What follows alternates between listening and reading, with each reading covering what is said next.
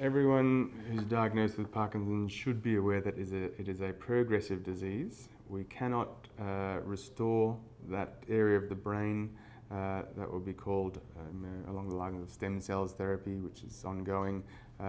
We would like to slow that progression. We also do not have any effective therapies for that. It's called neuroprotection, although there's various drugs that have been trialled over the years. So what we really have to offer is good, effective dopamine replacement therapies as doctors. I always emphasise that there are non-drug approaches to treatment, and one of those is keep healthy, exercise, all that basic stuff. So when talking about treatment of Parkinson's disease, it's important not to forget the non-drug approaches. This includes various forms of exercise or physical therapies. I generally refer patients to programs that are more evidence-based, which there are numerous, but essentially it's not as simple as going out and having a daily walk. There's focused physiotherapist or exercise physiologist-based programs that have been proven to improve patients' symptoms, delay the need to start treatment, enhance the effects of the medication and other treatments they're on. So that's one avenue for treatment. Most Parkinson's services will have an allied health approach. So there's the physiotherapy for mobility, there's the speech therapist who will assist people with the softness of speech and swallowing problems that may occur, occupational therapy for difficulty with day-to-day activities, a clinical psychologist and a neuropsychiatrist to deal with the mood disorders and other psychiatric aspects.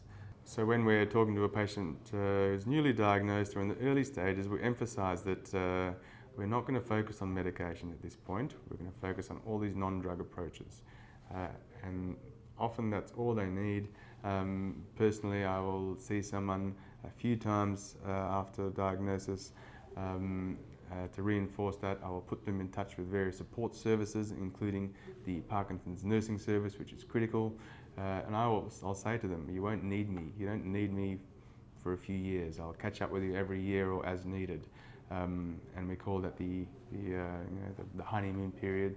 So even patients who have started on medication may only need to see me once a year. And that's that's what we call early Parkinson's disease. If we talk about treatment, it depends on the level of disability. We would never start medication in someone who's not sufficiently disabled to warrant treatment.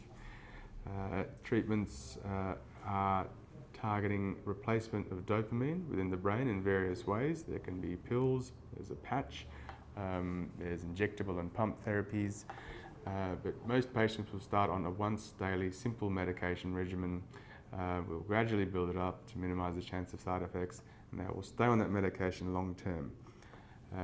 It is a progressive disease, so they'll be reviewed regularly or as the need arises, and the medication will be adjusted upwards. We tend to start with long-acting drugs like the synthetic dopamine agonists, and then introduce levodopa, which has been around since the 60s. It's taken up into the bloodstream and into the brain. It's taken up by the remaining dopaminergic cells, so it's the same as the dopamine our body is making. The problem with that is you need to take it 3 times a day. It's a little more intensive and difficult to comply with. So there's different treatment approaches for early Parkinson's disease.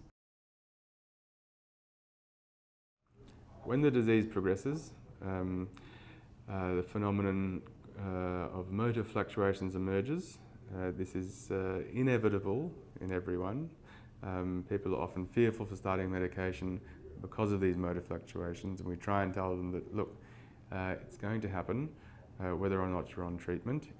It's a combination of having Parkinson's and being on treatment. People are often fearful and will delay starting really effective medication. And what happens is they miss out on that early honeymoon period when the medication would have worked really well. So it's important to emphasise that. Motor fluctuations come in various types, but the 2 simplest ones are you take your medication, it works for a period of time, and then it wears off, so wearing off. And that wearing off can be a gradual thing. People know to go get their next dose of medication. It can be severe in some people where the medication cuts out. They'll go from functioning, good mobility, less tremor, to suddenly being unable to walk, function. So that's called wearing off. And we manage that by moving the medication closer together, taking it more often, and that will alleviate that issue for a period of time. The other problem, the other type of motor fluctuation is when the dopamine levels are peaking. You'll get your movement back, but because you have Parkinson's disease and you don't have a fully functioning dopamine system, there's an overshoot. You get involuntary movements, and these are called dyskinesias. They look completely different from the symptoms of Parkinson's disease. They're writhing movements. They can be subtle, unintrusive, and not important, ranging right up to severe movements where people are thrashing around, where they're distressed with them, where they put people off balance. You can fall out of a chair because you're thrashing around with these dyskinetic movements. So there's two types of motor fluctuations. Taking more medication can make the dyskinesias worse. At some point, in many patients, you'll have to look at alternatives. This is not in everyone. There's a lot of patients that will continue to do well, various combinations of short and long-acting medications and other supplementary medications and non-drug treatments. Our general rule of thumb is don't escalate therapy if people's quality of life is reasonable. You can track people over time with various quality of life measures. It generally goes down a few points year by year with Parkinson's. If people are losing their independence, threatening their occupation, clearly miserable, and we've excluded other causes, pain and mood disorders, then we would consider moving on to one of the advanced therapies.